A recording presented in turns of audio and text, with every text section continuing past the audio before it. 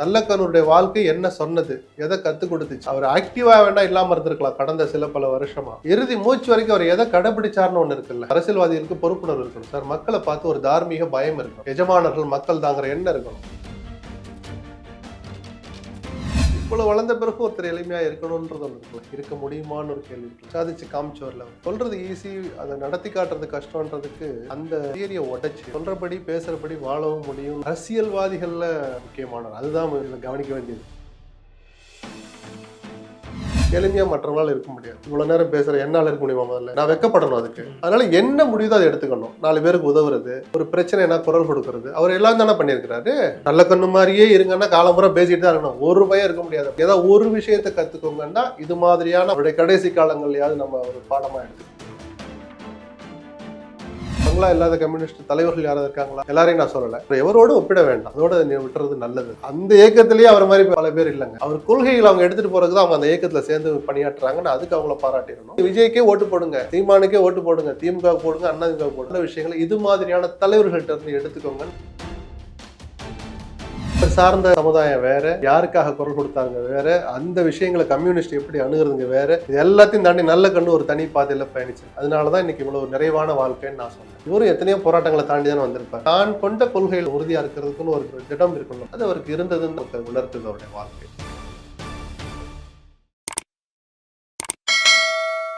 மூத்த அரசியல்வாதி ஐயா நல்லக்கண்ணு அவர்கள் காலமாக இருக்கிறாங்க. அரசியல் தலைவர்கள் பலரும் இரங்கல் தெரிவிச்சுட்டு வராங்க. முதலமைச்சர் மு.க.ஸ்டாலின் அவர்கள் அரசு மரியாதையோட வெளியே அனுப்பி வைக்கலாம் அவர் அப்படிங்கிற மாதிரி சொல்லியிருக்காரு. ஸோ அவருடைய ஒரு இழப்பு தமிழ்நாட்டுக்கு எந்த மாதிரியான நிச்சயமா பேர் இழப்பு தான். அது ஒரு எளிமையின் அடையாளம். அதெல்லாம் சொல்றது ஈஸி. சவால்கள், நாகரிகம், டெக்னாலஜி எல்லாம் வளர்ந்து ஒரு 20-25 வருஷம் ஆன பிறகு அந்த குறைஞ்சபட்சம் அவருடைய 100 ஆண்டுகள் 101 வருஷத்துல 75 வயசை கூட விடுங்க சார். அந்த கடைசி 25 வருஷம் இருக்குல்ல, இவ்வளவு வளர்ந்த பிறகு ஒருத்தர் எளிமையா இருக்கணும்ன்றது ஒன்று இருக்குல்ல. இருக்க முடியுமான்னு ஒரு கேள்வி இருக்குல்ல. சாதிச்சு காமிச்சோர்ல அவர். அந்த அளவுக்கு சொல்றது ஈஸி, அதை நடத்தி காட்டுறது கஷ்டம்ன்றதுக்கு அந்த தியரியை உடைச்சு சொல்றபடி பேசுறபடி வாழவும் முடியும்னு சொன்ன அரசியல்வாதிகள்ல முக்கியமானவர். அதுதான் இதுல கவனிக்க வேண்டியது. தனிநபர்கள் இருக்கலாம். அரசியல்வாதிகிட்ட நீங்க நேர்மையோ தர்மத்தையோ அல்லது சொன்னபடி நடந்துக்குவாங்கிறதையோ நீங்க எதிர்பார்க்கவே முடியாது. அதுல இருந்து ஒரு மாறுபட்ட மனிதர், எளிமையான மனிதர். பொது உடைமைவாதிகளுக்கு அது மிகப்பெரிய இழப்பு. தூய அரசியலை விரும்புகிற எல்லோருக்குமே அது மிகப்பெரிய இழப்பு தான். இப்போ அவருக்கு வந்து அரசு மரியாதை வழங்கப்படும் அப்படின்னு ஏங்க, நான் அதை ஒப்பிடக்கூடாது. யார் யாருக்கோ கொடுக்குறோம். இதெல்லாம் அரசு மரியாதைங்கிறது ஒரு குறைஞ்சபட்ச மரியாதை. அதை எந்த விதமான தயக்கமும் இல்லாமல் சொன்ன முதலமைச்சருக்கு நம்ம நன்றி சொல்லணும். வந்து இன்னைக்கு நல்லக்கண்ணு அவர்கள் மறைந்ததுக்கு அப்புறமா நிறைய பேர் வந்து இன்ஸ்டாகிராம்ல, வாட்ஸ்அப்ல வந்து அவருக்கு வந்து செவ்வணக்கம் அப்படிங்கிற மாதிரி தங்களோட அஞ்சலி வந்து செலுத்துறாங்க. இதை வந்து இன்னைக்கு இருக்கக்கூடிய ஜென்சி இளைஞர்கள் பார்க்கறாங்க. ஒரு சிலர் பார்க்க மாட்டாங்களே. அரசியல்வாதிகள் எப்படி இருந்தாங்க, எப்படி இருக்கணும், அக்கௌண்டபிலிட்டி, அந்த பொறுப்புணர்வு இருக்குல்ல. குறைஞ்சபட்சம் மக்களை பார்த்து பயப்படணும், மக்கள் கிட்ட வரணும் அப்படிங்கிற அடிப்படை தகுதி ஒரு தலைவனுக்கு, ஒரு அரசியல்வாதிக்கு இருக்கணுங்கிறதே ஜென்சிக்கு புரியலையேங்க. ஒரு பக்கம் பயமா வேற இருக்கு. ஏன்னா அவங்களும் நம்ம பசங்க தானே. நம்ம தம்பியா இருக்கலாம், அண்ணன் பையனா இருக்கலாம், எல்லாம் நம்ம வீட்டில் இருக்கிற பசங்க தானே. ஏன் யாரோ ஒரு ஜென்சின்னு சொல்லி தள்ளி வைக்க கூட வரும். நம்ம எல்லாம் ஒரு பையன் தான் அவன், நம்ம பசங்க தான் அவங்கன்னு அப்படி எடுத்துக்கிட்டாதான் கவலையா இருக்குன்னு நான் சொன்னேன்.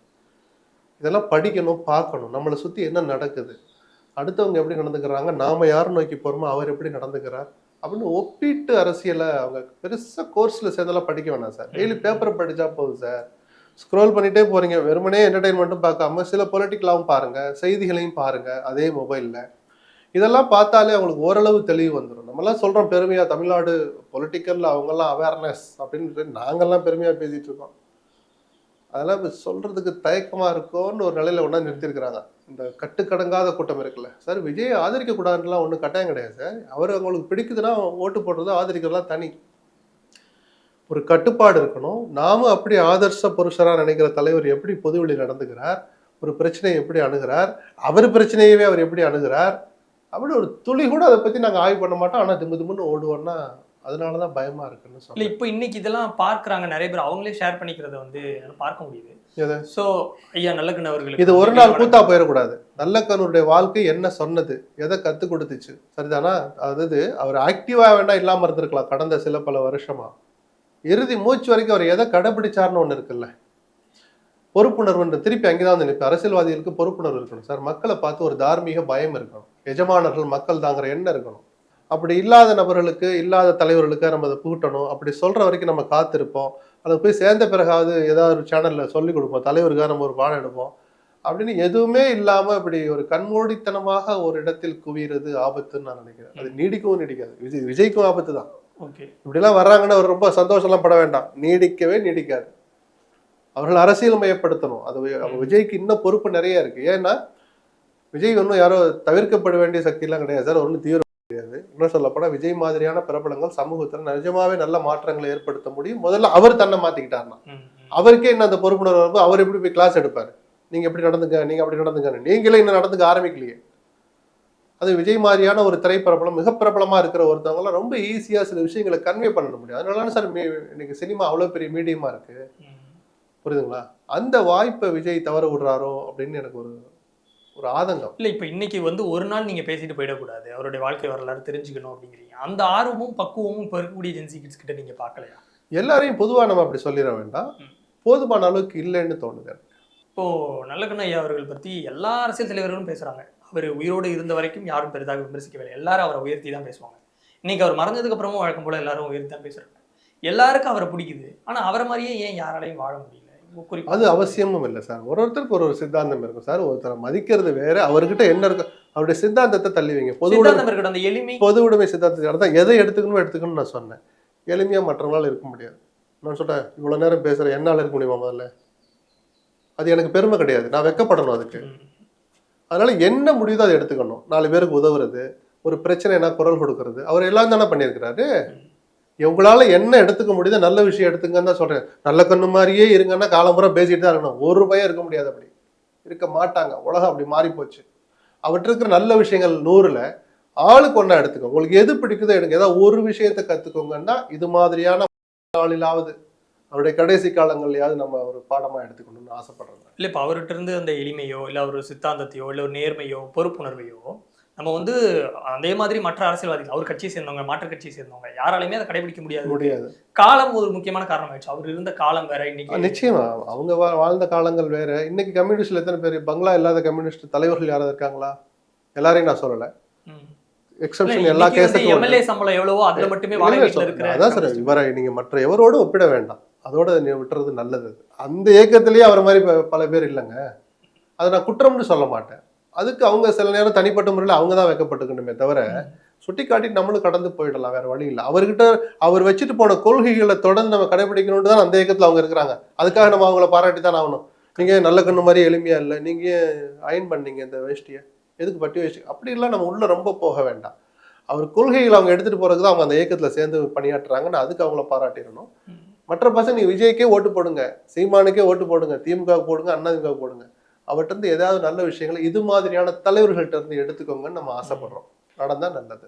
ஒரு வைராகியம் வந்து அவரை டிரைவ் பண்ணிருக்கல. நான் சின்ன வயசுலயே வந்து காவல்துறையில வந்து மாட்டிக்கிறாரு. கூட இருந்தவங்களெல்லாம் வந்து காட்டி கொடு அப்படின்னு சொல்றாங்க. என்ன காரணம்? கட்சியை தடை செய்துட்டாங்க, அதனால இவரை கைது பண்ணிடுறாங்க. எவ்வளவோ சித்திரவாதிகள் வந்து உடல் வழியாகவும் மன வழியாகவும் வந்து அவரு பெற்றிருக்கிறாரு.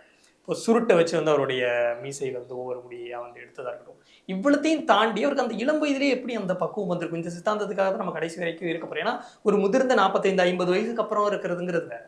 அப்பவே எப்படி அவருக்கு அந்த, நான் கடவுள் நம்பிக்கையில சொல்ல கடவுள் கொடுத்த வரம்னு சொல்லுவேன்.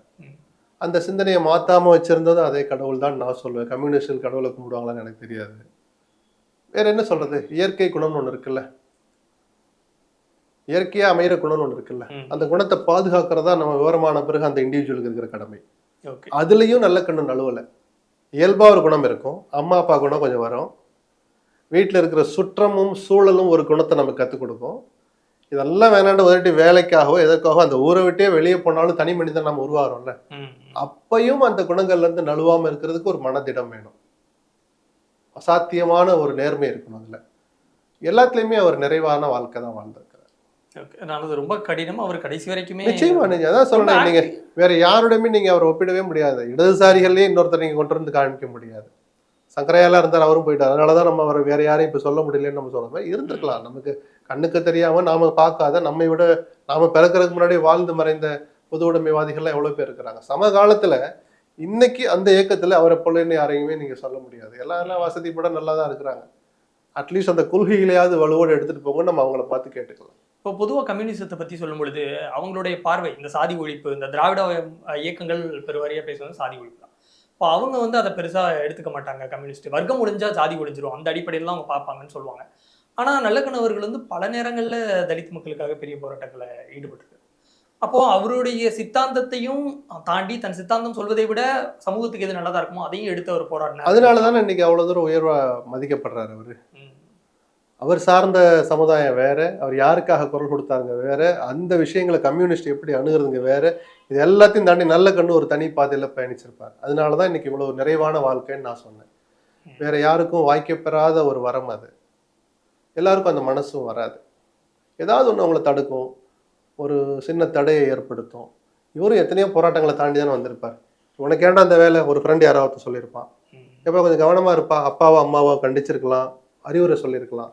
அத்தனையும் தாண்டி தான் கொண்ட கொள்கையில தான் பயணிக்கிற பாதையில உறுதியா இருக்கிறதுக்குன்னு ஒரு திடம் இருக்குல்ல, மனதிடம், அது அவருக்கு இருந்ததுன்னு தான் நமக்கு உணர்த்துது அவருடைய வாழ்க்கை. இப்போ இப்போ கம்யூனிசம் பத்தி தான் நிறைய பேசும்பொழுது தமிழ்நாட்டுல வந்து கம்யூனிசம் தோத்து போயிருச்சு அப்படின்னு விமர்சிக்கிறோம். ஒரு நிமிஷம், சித்தாந்தத்துக்குலாம் ரொம்ப போகாதீங்க. அவங்க அப்படி ஒளிஞ்சு போச்சு, காணாம போயிடுச்சு, குண்டியல் கொடுக்குறவனுங்க அப்படின்னு நக்கல் பண்ண பிறகு இன்னைக்கு கம்யூனிஸ்டில் இருக்கிறாங்க. அவங்களுடைய வேலைகளை பார்த்துட்டு தான் இருக்கிறாங்க. ஒளிஞ்சிடுச்சுன்னு நீங்க எதையுமே சொல்ல முடியாது. செல்வாக்கை இழந்திருக்குன்னு சொல்லலாம். 8 சீட்டு 10 சீட்டு 12 சீட்டு கொடுங்கன்னு கால் மேல கால் போட்டு இருந்த காலம் போய் இன்னைக்கு ஒரு 6 குறைச்சிடாதீங்கன்னு கேட்குற இடத்துல இருந்து நிற்கிறாங்க. இதுக்கு அந்த இடதுசாரிகள் தான் கொஞ்சம் வெக்கப்படணும். நாம் ஏன் இந்த நிலைக்கு ஆளானோம்? ஆனா இன்னைக்கு மக்கள் போராட்டத்தில் அதான் சொல்றேங்க, நாம் ஏன் இப்படி ஆளானோம்னா இருக்கிற 100 பேர் அப்படி கேட்கணும் அவசியம் இல்லை. அல்ல, ஏன் மக்கள் நம்மளை விட்டு ஏன் கொஞ்சம் தள்ளி போனாங்க அப்படியே சுய பரிசோதனை பண்ணணும்ல. கொச்சைப்பட்டத்தில் கம்யூனிஸ்ட் நீங்க யாரையுமே அழிக்க முடியாது, எந்த சித்தாந்தத்தையும் அழிக்க முடியாது. கொஞ்சம் மங்களா தெரியும். அதுல ஒரு புரட்சிக்காரன் வந்தான்னா அவன் திருப்பி அதை லைட்டு போட்டு எல்லாம் எரிய வைப்பான். புரியுதுங்களா? ஸோ ஒளிஞ்சிடுச்சு வெஞ்சிடுச்சுன்னு நீங்க எதையும் சொல்ல வேண்டாம். அவர்களுக்கு இருந்த செல்வாக்கு குறைஞ்சிருக்கு, அதுக்கு அவங்க கொஞ்சம் வெக்கப்படணும்னு சொல்றேன். ஏன்னா ஓரளவு அதிகாரமும் இருந்தால் தானே சார் நீங்க அந்த எளிய மக்களுக்கு குரல் கொடுக்க முடியும், நீங்க 4 விஷயத்தை நீங்களே அமல்படுத்த முடியும். இடதுசாரிகள் தங்களை சுய பரிசோதனை செய்ய வேண்டிய நேரம் எப்பயோ வந்துடுச்சு. எப்பயாவது சுய பரிசோதனை பண்ணணும். சுய பரிசோதனை செய்து அதற்கான பதில மக்கள் ஏன் விலகி போனாங்கிற பதில அவங்களே கண்டுபிடிக்கணுமா, இல்ல இந்த விடயங்கள் தான் காரணம்னு உங்ககிட்ட? இல்ல, முதல்ல இல்லை, நான் அப்படிலாம் போடுற அளவுக்கு நான் பெரிய ஆள் கிடையாது. முதல்ல அவங்க சுய பரிசோதனை பண்ணிக்கட்டும். தேர்தலில் போட்டியிடுகிற வாய்ப்பை கொடுக்கறதுல இருந்து யாருக்கு கொடுக்குறோம், ஏன் கொடுத்தோம், ஏன் அவனுக்கு கொடுக்கல அப்படின்னு சுய பரிசோதனையில் எல்லாமே அடக்கம். எங்க பாதையை தவற விட்டோம், எங்க நாம பாதையை கொஞ்சம் மாத்திக்கிட்டோம், அது சரிதானா, இப்போ வந்து முட்டுச்சந்தில் நிற்கிறோமே, இல்லை தப்பான இடத்துல வந்து நிற்கிறோமே அப்படின்னு. நான் அலையன்ஸை சொல்லலை. நம்ம அந்த வேட்பாளர் தேர்வுலேயே தான் முதல் ஊழல் தொடங்கும், முறைகேடு அங்கே தான் தொடங்கும். ஒருத்தனை ஒழிச்சு கட்டுறது, ஒருத்தர் அப்படி கோஷ்டி, கம்யூனிஸ்டுக்குள்ளே கோஷ்டி வந்துடுச்சு. யாரும் இல்லைன்னு சொல்லுவீங்களா? இல்லைன்னு சொல்லுவீங்களா நீங்க? இல்லை, இருக்குது. அந்த கோஷ்டி மற்ற கட்சிகளுக்கு உதாரணமா இருக்கணும் கம்யூனிஸ்ட். பட் அங்கே கோஷ்டி வந்து எனக்கு தெரிஞ்சு 20 வருஷத்துக்கு மேலே ஆச்சு. மொட்டை கடிதாசி எழுதுறது, எந்த திராவிட இயக்கங்களுக்கும் வேறு எந்த அரசியல் இயக்கத்துக்கும் சளைக்காத கோஷ்டி அங்கேயும் இருக்கு. ஒருத்தர் அடுத்த செயலாளராக வர போறாருன்னா அவர் எப்படி ஒழிக்கிறது, அவன் அடுத்து கொஞ்சம் வளர்ந்துக்கிட்டு வர்றான்னா அவனை எப்படி காலை பிடிச்சி இழுக்கிறது, இந்த வேலைக்குள்ள கம்யூனிஸ்டுகளும் சிக்கினதுனால தான் இன்னைக்கு அவங்களுடைய அந்த வளர்ச்சியை அடைய முடியாமல் இருக்கிறாங்க, அல்லது இருந்த உயரத்தை விட கொஞ்சம் குறைஞ்சிருக்காங்கன்னு நான் சொல்லுவேன். மற்றபடி சித்தாந்தம் அவ்வளவு சீக்கிரத்தில் அழியாது. இப்போ இந்த கட்சிக்கு, அதாவது சமூகத்துக்கு அது ஒரு இழப்பு, அவருடைய கட்சிக்கு அது எந்த அளவுக்கு இழப்பா இருக்கு? நிச்சயமா இழப்பு தானே சார். மிகப்பெரிய ஐக்கானா இருந்தார்ல சார். பட் இயற்கைன்னு ஒன்று இருக்குல்ல, அதை தாண்டி அதான் வழக்கமா சொல்ற வார்த்தை ஜாலங்கள் மாதிரிலாம் இருக்கு. நிஜம் அதுதான். அவர் சொல்லிட்டு போனார், வாழ்ந்த வாழ்க்கையை பாடமா எடுத்துக்கிட்டு கம்யூனிஸ்ட் போல நடந்தாங்கன்னாலே போதும், அந்த கட்சி போல நல்லா இருக்கும். அவங்க நல்லா இருந்தாலும் நீங்க அடுத்த சித்தாந்தம் நல்லா இருக்கும், சித்தாந்தத்தை வச்சு நீங்க அடித்தட்டு மக்களுக்கு குரல் கொடுப்பீங்க, அவங்கள வாழ வைப்பீங்க. புரியுது நான் சொல்றேன்? முதல்ல உங்ககிட்ட இருந்து தொடங்கட்டும் தான் நான் அறிவுரை இல்லை, என் கருத்தா நான் சொல்லுவேன். நன்றி சார். நன்றி.